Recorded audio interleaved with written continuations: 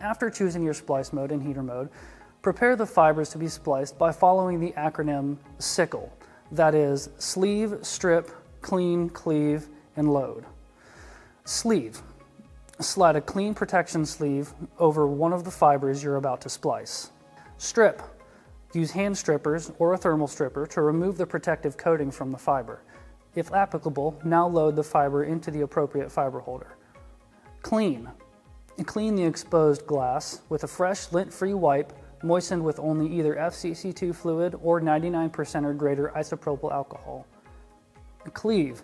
Load the cleaned fiber into the cleaver, fully raise and then gently lower the cleaving arm to cleave the fiber. Remove the fiber from the cleaver before returning the cleaver arm to the ready position. And load.